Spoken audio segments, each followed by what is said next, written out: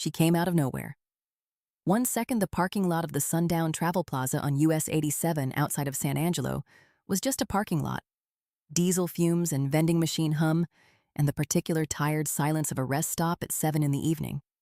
And the next second, there was a little girl running across the asphalt at full speed, arms out, hair loose, sneakers slapping the ground hard, making a sound that Dora Reyes would describe later as the most desperate sound she had ever heard a child make.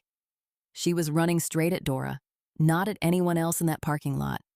Not at the trucker by the fuel pumps or the couple near the entrance or the family unloading a minivan 20 yards away. Straight at Dora, like she had chosen her specifically, like she had looked across that entire parking lot and made a calculation that most adults would struggle to explain. Dora caught her. Both arms, full weight, the way you catch someone who is not going to stop themselves. The little girl grabbed fistfuls of Dora's leather vest and buried her face in it and shook so hard that Dora could feel it in her own chest. And then Dora looked up. Across the parking lot, 30 men were walking toward them. Some of them in leather, some of them in denim cuts. All of them wearing the same patch. All of them moving with the specific kind of unhurried certainty that is somehow more frightening than running. The kind of walk that says we already know how this ends. What happened in the next 4 hours would be the most dangerous, most heartbreaking, and most defining night of Dora Reyes's life on the road. And it started because a little girl chose her. US 87 cuts through the heart of West Texas, like a straight incision, running from Lubbock in the north all the way down through San Angelo and eventually toward the Mexican border. It is flat country out there, the kind of flat that makes you feel both free and exposed at the same time, where the sky is so enormous it almost has weight, and where the distances between things, towns, gas stations, human beings, are long enough to make you think carefully about your decisions. Dora had been riding since noon. She had come up from a chapter meeting in Del Rio, alone, taking the long way back to Austin because she needed the miles. She had been doing that more lately, choosing the longer route, the emptier road, the one with fewer distractions and more sky. The kind of riding that is not really about getting anywhere, but about the process of moving, about putting miles between yourself and whatever it is you're carrying. She had been carrying quite a bit lately. Iron Magnolia was growing faster than anyone had planned. 3 new chapter applications in the last 2 months. A conflict in the Albuquerque chapter that she had managed to resolve, but that had cost her something she did not have a name for yet. A member in Phoenix going through something serious that Dora had been quietly supporting for weeks. And underneath all of it, the specific loneliness of being the person everyone leans on. The particular weight of being strong for so many people that you sometimes forget what it feels like to be uncertain. She had stopped at the Sundown Travel Plaza because her fuel gauge was touching empty, and because the next station on US 87 was 40 miles north, and the light was starting to go orange and low on the horizon in the way that West Texas light does at 7 in October. Not gradually, but all at once, like a decision. She had just finished fueling. She was walking back from the vending machines with a bottle of water and a pack of peanut butter crackers, her helmet under one arm, thinking about the next 60 miles, when she heard the running. She turned, and the little girl was already most of the way across the parking lot. Her name was Lily. She was 8 years old. She had brown eyes so dark they looked almost black in the fading light, and a cut on her lower lip that was not fresh. 2 or 3 days old at least, the kind that had started to heal and then been reopened. Her left forearm had a bruise shaped like 4 fingers that Dora clocked in the first 30 seconds and did not look at directly again, because looking at it directly was not what Lily needed right now. Lily did not say anything for the first 2 minutes. She just held on. Dora let her. She crouched down to Lily's height right there in the middle of the parking lot, and she held her, and she did not say a word about the 30 men who were now stopped about 60 feet away, watching. She did not look at them. She looked at Lily. When Lily finally pulled back enough to look up at her, the first thing she said was, "Are you a good guy?" Dora did not smile. She understood that this was not a small question. She looked Lily in the eye and said, "Yes, I promise you I am." Lily studied her face for a moment the way children study faces when they are deciding whether to trust something. Then she said, "My mom is inside. They won't let her leave." 3 words. My mom is inside. And everything in Dora shifted. The fatigue, the loneliness, the 60 miles she still had to ride, the crackers in her hand. All of it went somewhere else. What was left was very clear and very simple and very focused. "Who are they?" Dora asked. Lily looked over her shoulder at the 30 men. She looked back at Dora.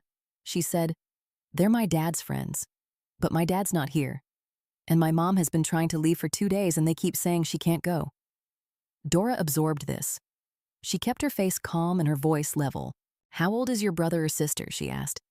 Because the cut on the lip and the bruise and the 2 days and the running across a parking lot at a stranger all pointed to something, and she needed to know if there was anyone else. "I don't have a brother or sister," Lily said. "It's just me and my mom." Dora nodded. "What's your mom's name?" "Rosa." "Okay," Dora said. "I'm going to help you and Rosa. I need you to stay right next to me. Can you do that?" Lily took Dora's hand. "Yes," she said.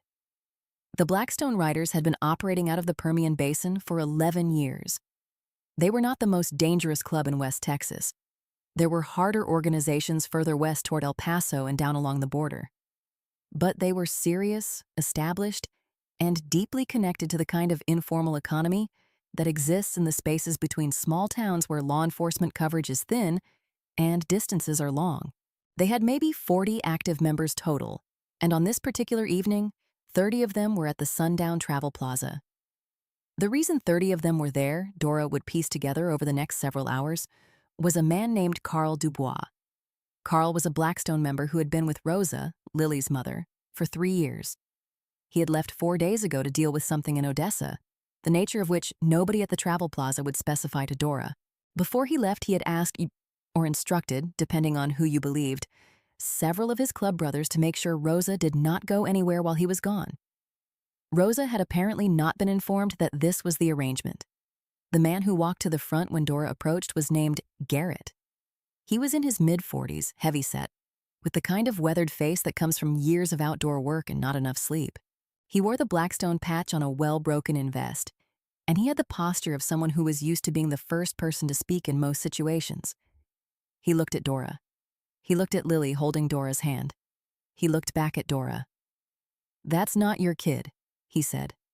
Not aggressively, more like a man stating the terms of a situation he expected to resolve quickly. "No," Dora said. "But she ran to me. So right now, she's with me." Garrett studied her. The vest. The Road King behind her. The iron magnolia patch. "You're a long way from Austin," he said. "It's a big state," Dora said. There was a pause. Around Garrett, the other 29 men said nothing. They did not advance. They did not retreat. They just stood there in the cooling West Texas evening, watching. "The woman inside," Dora said. "Rosa. I'd like to talk to her." "She's fine," Garrett said. "Nobody's hurting her. Carl asked us to keep an eye on things." "That's not what I asked," Dora said. "I asked to talk to her." Another pause. Longer this time. Garrett looked at her the way people look at something they are trying to categorize, figuring out whether she was someone who could be reasoned with, someone who needed to be warned, or someone who was going to be a problem regardless of what he said.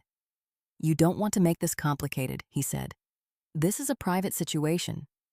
Dora looked at Lily's hand in hers. She looked back at Garrett. "A little girl ran across a parking lot to a stranger because she was scared," Dora said. "That already is complicated. I'm just trying to figure out how to uncomplicate it." The inside of the Sundown Travel Plaza was the standard architecture of every truck stop on every long highway in America. Fluorescent lights, a small diner counter, a wall of refrigerated drinks, a rack of sunglasses and phone chargers, bathrooms in the back. There were a few truckers eating at the counter. A teenager behind the register who looked like he was trying very hard to be invisible. And in a corner booth with a cup of coffee she was not drinking and a phone she was not using, sat Rosa. She was 31 years old. She had Lily's dark eyes, or rather, Lily had hers. She was pretty in the understated way of someone who has stopped thinking about whether they are pretty because other things have taken precedence. She had a bruise on her cheekbone that she had attempted to cover with makeup that had mostly worn off. When she saw Lily come through the door holding Dora's hand, she stood up so fast she knocked the coffee cup and only caught it by reflex. "Lily," she said. Her voice was controlled, but her hands were not. Lily crossed the diner and pressed herself against her mother. Rosa held her and looked at Dora over the top of Lily's head with an expression that contained a very large number of things at once. Relief, fear, gratitude, and underneath all of it, the particular wariness of someone who has learned that when things appear to improve, they sometimes get worse in ways you did not anticipate. "Who are you?" Rosa asked. "My name is Dora Reyes. Lily came to me in the parking lot. I want to help you if you want help. But I need to understand what's happening first." Rosa looked at the door. Through the glass, 30 men were visible in the parking lot. She looked back at Dora. "How?" she said. "How do you help with that?" Not, "Can you help?" and not, "Do you have a plan?" Just the flat, exhausted question of a woman who had been asking variations of it for 2 days and had not found an answer she could use. Dora sat down across from her. She put her helmet on the table and her crackers and her water, those normal human objects, and she leaned forward slightly. "Tell me everything," she said. "From the beginning. We have time." Rosa looked at her for a moment. Then she started talking. Rosa Medina had grown up in San Angelo and had lived there her entire life. She had worked at a dental office as a receptionist for 6 years and was good at her job. She had raised Lily mostly on her own after Lily's father, a man named Dennis, who was not a bad person, but was definitively not the right person, had drifted out of their lives when Lily was 2. Rosa had managed. She had built something small and stable and decent. An apartment she could afford, a job she trusted, a daughter who was healthy and curious, and unafraid of the world in the way that 8-year-olds are unafraid when they have been raised by someone who loves them consistently. Carl had come into her life at a moment when she was tired of managing alone. He was charming in the straightforward way of someone who had decided that he wanted something and was putting effort into getting it. He was attentive. He remembered things she told him. He was good with Lily in the beginning, patient, funny, interested. Rosa had thought, "This is it. This is the thing I have been working toward." The reward for all the years of doing it by herself. The first time he hit her, she told herself it would not happen again. Not because she was naive, she was not, but because she had built something and she did not want to unmake it. The second time she started making a plan, the third time she implemented it. The plan was simple. Wait until Carl was away, pack what she could carry, take Lily, and get out of San Angelo entirely. She had a cousin in Midland. Not close, but family. A place to land. She had waited for the right moment for 6 weeks. When Carl told her he was going to Odessa for a few days, she recognized the moment. She had the bag packed within an hour. She called her cousin. She got Lily from school. She was loading the car when the first of the Blackstone bikes pulled into her apartment complex parking lot. There had been 3 of them at first, then 6. By the time she had processed what was happening, her car was boxed in, and a man she knew slightly, a Blackstone member named Wade, was standing at her door telling her, not unkindly, that Carl had asked them to look after her, and that it would be better for everyone if she stayed put until he got back. She had asked what would happen if she tried to leave anyway. Wade had not answered that question directly. He had just looked at her with the kind of look that is its own answer. That had been 2 days ago. She had been at the Travel Plaza, and which was neutral ground. Somewhere they would let her go. Since the previous morning, sleeping in a booth with Lily, eating from vending machines, waiting for something to change. She had tried calling her cousin. She had tried calling a friend. Both times, someone had come to stand near her, close enough to hear, and the calls had not gone the way she needed them to go. When she finished telling it, Dora was quiet for a moment. Not the silence of someone who does not know what to say, but the silence of someone who is converting information into a plan. Then she said, "I'm going to need to make a call." It was 9:14 when Dora stepped outside to call Carmen. She stepped far enough from the entrance that the conversation was private, but close enough that she could see Lily through the glass, still pressed against Rosa's side in the corner booth. The 30 men were still in the parking lot. Some of them had sat on their bikes. Some were standing in groups. Garrett was near the entrance with 2 others, not blocking it exactly, but making the geometry of leaving more complicated than it should be. Carmen answered on the first ring. Dora gave her the facts in the order that mattered. Location, number of men, the woman's name, the child, 2 days, no way to leave. She said it all in under 90 seconds, the way she had learned to communicate in situations that required people to understand quickly. Carmen was quiet for 3 seconds. Then she said, "How close is the nearest chapter?" "I don't know," Dora said. "That's what I need you to find." "Give me 8 minutes," Carmen said. While she waited, Dora stood in the parking lot in the October dark and thought carefully. She was not afraid. She had been in complicated situations before. Situations with uncertain outcomes and difficult men, and the specific pressure of being the only person between something bad and someone who needed protecting. Fear was not what she felt. What she felt was the very clear, very focused version of herself that showed up when things mattered. The version that did not waste energy on what could go wrong and spent all of it on what could go right. Garrett walked over. He moved slowly, hands visible, not threatening, just present. "You making a call?" he asked. "I am," Dora said. "To who?" "People who care about the same roads I care about," she said. Garrett looked at her for a moment. Then he said quietly, almost like he meant it, "This isn't what it looks like." Dora looked at him. "What does it look like?" she asked. "Like we're the bad guys," he said. "You have a woman and her daughter trapped in a truck stop," Dora said. "I'm trying to figure out what else it looks like." Garrett was quiet. He looked at the building. He looked at the sky briefly, the way men sometimes do when they are dealing with something they know is not right and have not yet figured out how to say so. Then he walked back to his group. Carmen called back in 6 minutes. There was an Iron Magnolia chapter in Midland. 14 active members.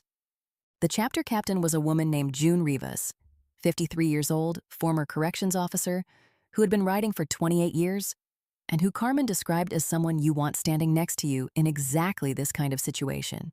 There was also a loose alliance, not formal, not patched, but real, between Iron Magnolia and a Midland-based mixed club called the West Texas Road Brotherhood, whose members included several current and former law enforcement officers, and who had a specific history of involvement in domestic advocacy situations in the Permian Basin. June Rivas could have 14 riders on the road in 30 minutes. The Road Brotherhood could contribute another 8 to 12. "That's 22 to 26, Dora said. 26 if everyone comes, Carmen said. "June says everyone will come." "They'll be outnumbered," Dora said. "June says that's fine," Carmen said. "She says numbers aren't the point. Presence is the point." Dora understood that completely. There was one more thing Carmen had found. Rosa's cousin in Midland, a woman named Elena Medina, had been trying to reach Rosa for 2 days. She had filed a welfare check request with the Tom Green County Sheriff's Office that morning. The request was in the system but had not yet been acted on. Dora processed all of this. Then she said, "Tell June to ride, and call Elena. Tell her where Rosa is and that she's safe and that we're working on getting her out tonight." "Done," Carmen said. "And Dora, be careful." "I will," Dora said. She paused. "Tell June, no aggression, no confrontation, presence only." "June already said that," Carmen said. Those were her exact words. Dora went back inside. The next hour and 40 minutes was the hardest part. Not because of the men outside, because of Lily. Dora sat with Rosa and Lily in the corner booth while they waited. She bought Lily a hot chocolate from the counter and a grilled cheese sandwich that Lily ate with the concentration of a child who had not had a real meal in a while. She bought Rosa soup and did not make a production of it. Just set it down and let her eat if she wanted to. Lily was quiet at first. She leaned against her mother and watched Dora with those dark eyes, the assessing, careful look of a child who has learned that the world is not entirely safe and has developed accordingly. Not fearful exactly, but watchful. The kind of watchful that means she was paying attention to everything. After a while, she said, "Are those your friends outside?" Dora understood immediately what she was asking. "No," she said, "but some of my friends are on their way." "How many?" Lily asked. "Enough," Dora said. Lily seemed to consider this. Then she said, "My dad's friends have been outside our apartment for a long time." "I know," Dora said. "They said they were keeping us safe," Lily said. "But we didn't feel safe." "There are different kinds of safe," Dora said carefully. Some people confuse keeping someone still with keeping them safe. Those aren't the same thing. Lily looked at her. My teacher says that too, she said. She says being free is part of being safe. Your teacher is right, Dora said. Lily was quiet for a moment. Then she said, Are you a motorcycle lady? I am, Dora said. My mom said motorcycle people are scary, Lily said. She said it matter-of-factly, not unkindly, with the directness of a child who has not yet learned to soften things. Rosa made a sound that was somewhere between a laugh and an apology. Some of us are, Dora said. Some of us aren't. It's like any other thing. There are all kinds. You're not scary, Lily said, with the same matter-of-fact certainty she had applied to everything else. Thank you, Dora said. Lily picked up the last corner of her grilled cheese. She looked at Dora again. Are you going to make them let us go? Yes, Dora said. I am. She said it the way she said the things she meant. Not loudly, not with drama, just cleanly, like a fact. Lily finished her sandwich. Dora heard them before she saw them. Not the individual engines. Too many of them, and the walls of the travel plaza were thick enough to muffle individual sounds. But the cumulative effect of them, the low building vibration that you feel in the floor and in your chest before it becomes something you consciously hear. She had felt it before, in other circumstances, in other parking lots, and she always thought the same thing. There is no sound in the world quite like a group of motorcycles arriving with intention. It was 10:52 p.m. She was at the window when the headlights swept across the parking lot. They came in formation, 2 by 2, disciplined, the way Iron Magnolia always arrived when arriving mattered. 14 bikes, then behind them, in a looser formation that still communicated purpose clearly, another 9. 23 total. They parked in a line facing the building. Every engine cut at almost the same moment, which is something that happens when people have ridden together long enough to be synchronized without trying. The resulting silence had weight. June Rivas was off her bike and walking before anyone else. She was 53 years old and moved like someone who had decided a long time ago that how you enter a room matters. She was not large. She was not loud. She walked across that parking lot with her hands loose at her sides and her eyes on Garrett, and the complete unperturbed calm of someone who has seen considerably worse than this and handled it. She stopped about 10 feet from Garrett. She looked at him without speaking for a moment. I know you, she said. I know Carl. I know this operation. Garrett looked at the 22 riders behind her. He looked at his own 30. He did the math. This doesn't need to get complicated, June said. We're not here to fight you. We're not here to embarrass you. We're here because a woman and her daughter need to leave, and they're going to leave tonight. And how that happens is still up to you. Garrett was quiet. Carl's got no right to hold her, June said. You know that? Most of you know that. Some of you came out here because he asked and you felt like you owed him something, and you didn't think it through all the way. That's human. But you've thought it through now. One of the men behind Garrett shifted. Then another. Not leaving, but a change in the energy of the group. The subtle collective recalibration that happens when a room temperature truth is said out loud. Garrett looked at the building. He looked at June. He looked at the road behind her, empty and dark in both directions. How does she get to Midland? He asked. It was not a challenging question. It was a practical one. The question of a man looking for a way to end something he had started to regret. With us, June said. Right now, tonight. Another pause. Then Garrett nodded. Once, small. Don't do anything that makes Carl come back angry, he said. That's not us you'd have to worry about. That's him. We'll handle Carl, June said. That's not your concern anymore. Dora went back inside and told Rosa. Rosa sat still for a moment after Dora finished. She looked at the table. She looked at Lily, who had fallen asleep against her arm in the way that children fall asleep in the middle of hard things. Completely, unreservedly, trusting that the adults will handle what needs handling. I don't have my car, Rosa said. They boxed it in at the apartment. I have a bag, but it's back there. We'll get the bag, Dora said. Or we'll replace what's in it. Right now, the only thing that matters is getting you and Lily out of this county tonight. Rosa looked at her. Why are you doing this? she asked. You don't know us. You don't know me. Dora thought about that for a moment. Not because she didn't know the answer, but because Rosa had asked it the way Maya had asked it months ago on the side of I-35. Not suspiciously, but with genuine bewilderment. The question of someone who has spent too long in a world where help always comes with conditions. Because Lily ran to me, Dora said.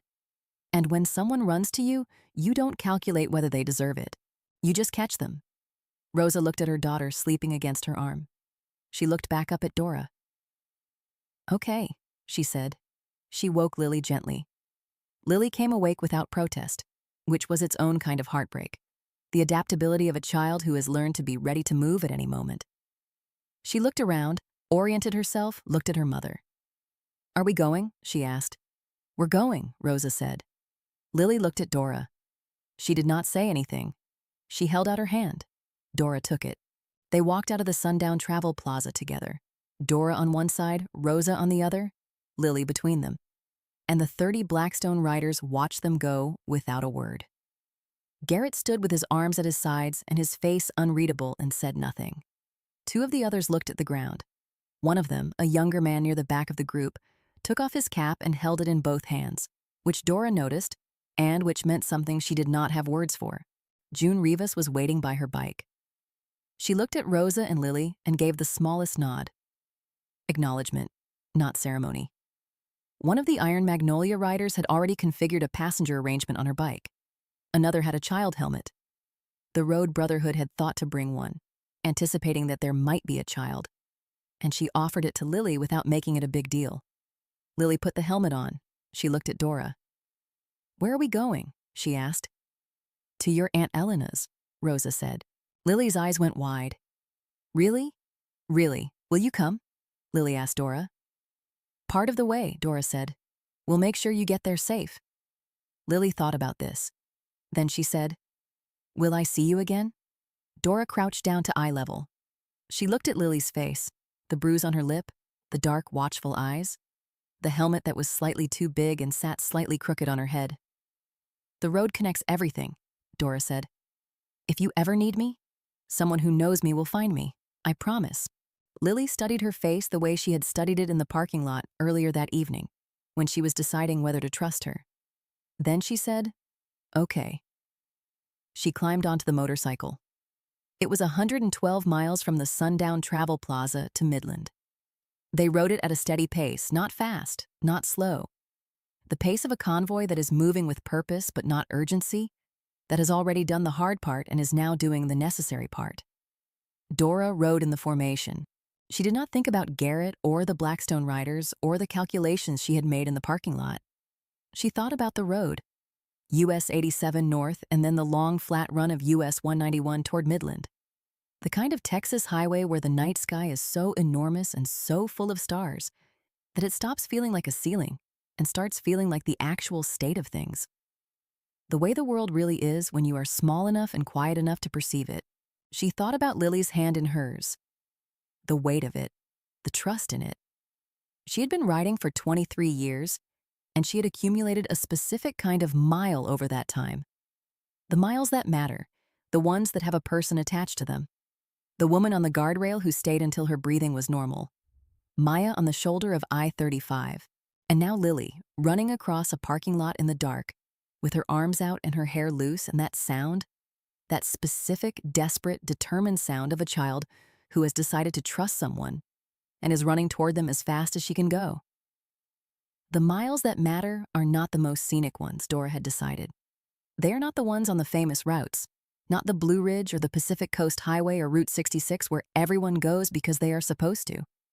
The miles that matter are the ones that find you on the ordinary roads, on the routes you took because you were going somewhere else, on the shoulders and the rest stops and the travel plazas of the unremarkable highways where nobody goes specifically, but where things happen anyway because life does not organize itself around the famous roads.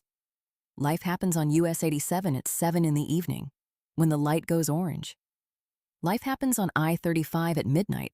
Life happens wherever you're paying attention. The lights of Midland appeared on the horizon at 12:48 a.m. From a distance in West Texas, a city at night looks like something that fell from the sky and landed glowing. a scatter of light against all that dark, improbable, and bright and real. Elena Medina was standing outside her house when the convoy arrived.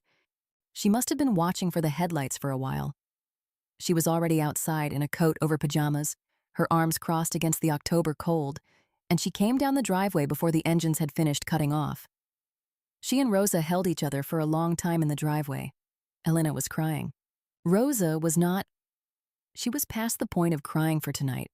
In that particular state of exhaustion that exists on the other side of a crisis, when the crisis is finally over, and the body is still deciding what to do with all the energy it had been holding in reserve. Lily stood to the side during this embrace. She watched her mother and her great-aunt, and then she looked around at the Iron Magnolia riders dismounting in the street, at the Road Brotherhood members sitting on their bikes with the engines off, at all of these people who had come out on a Tuesday night to a travel plaza on US 87, and then ridden 112 miles to a neighborhood in Midland because a woman and her daughter needed to leave, and nobody was going to let them leave alone. She turned to Dora. "Why did they all come?" she asked. "All those people. Why did they come?" Dora looked out at the riders, at June talking quietly with two of the Road Brotherhood men, at the Iron Magnolia members who were already beginning to regroup, checking in with each other, the easy, efficient communication of people who do this kind of thing together. "Because nobody does it alone," Dora said. "That's the whole point. That's the only point, really." Lily thought about this. "You mean like how I came to you?" "Exactly like that," Dora said. "You came to me and I called June, and June called the Brotherhood, and here we all are. It works because everyone does their part. Nobody tries to do it by themselves." Lily considered this with the seriousness she applied to everything. "Can I be in your club when I'm bigger?" she asked. Dora felt something in her chest she did not try to name. She looked at Lily, the helmet they had borrowed still in her hand, the bruise on her lip, the watchful dark eyes that had been watchful all night and were still watchful now, but differently, with something that was not quite relief yet but was moving in that direction. "If you still want to when you're bigger," Dora said, "you come find me." "I will," Lily said, with complete certainty, the way she said everything. Carl Dubois returned from Odessa the following day to find Rosa and Lily gone, his club brothers considerably less enthusiastic about his situation than they had been 24 hours earlier, and a message from June Rivas that was 5 sentences long and said everything it needed to say.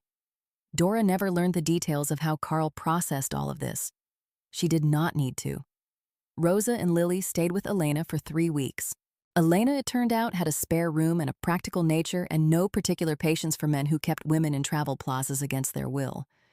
She had already connected Rosa with a legal aid organization in Midland before Rosa had been there 48 hours. 6 weeks after the night at the Sundown Travel Plaza, Rosa had a protective order. She had started working at a dental office in Midland. Same job, different city, fresh start. Lily had enrolled in school, had a teacher she talked about constantly, and had told her new teacher on the first day when the teacher asked if anyone's family had an interesting job, that her mother's friend was a motorcycle lady who helped people on the road. Her teacher had written that down. She had sent a note home to Rosa saying it was the most interesting family story she had heard in 20 years of teaching. Dora got back to Austin 4 days after the night at the Sundown Travel Plaza. She had ridden through and stopped 3 times, once in Robert Lee, once in Brady, once outside Llano, where she sat by the Llano River for an hour and watched the water and let the miles settle. Carmen was at her apartment when she arrived, which was not unusual. Carmen had a key and a habit of being there when Dora came back from difficult things. Not because Dora asked her to, but because Carmen understood the specific re-entry that happens when you have been somewhere that required everything you had and you are returning to the ordinary world. "You okay?" Carmen asked. "Yeah," Dora said. She sat down. She put her helmet on the table. She looked at the ceiling for a moment. She said a little girl ran across a parking lot at a stranger because she needed help, and she looked at a bunch of people and made a choice. 8 years old. Carmen said nothing. She poured 2 cups of coffee. "I keep thinking about that," Dora said. The choosing. That she looked at everyone and she chose. Carmen sat down across from her. "What do you think she saw?" Dora thought about it. She thought about the vest, the Road King, the patch, the things that make people cross the street sometimes, that make people assume. "I don't know," Dora said. But whatever she saw, I want to keep being that. Whatever it was she recognized. Carmen nodded. Then she said, You are. You always have been. They drank their coffee. Outside, Austin was doing what Austin does at 2 in the morning. Living, imperfectly, loudly, beautifully. The particular urban hum of a city that never completely goes to sleep. Dora thought about Lily putting on the helmet, slightly too big, sitting crooked on her head. She thought about Lily's hand in hers. She thought about the road connecting everything. She thought, as long as I keep riding, I'll be there. On whatever road, at whatever hour, in whatever travel plaza or highway shoulder or rest stop, where someone needs someone to be there. I'll be there. That was enough. That was more than enough. That was everything.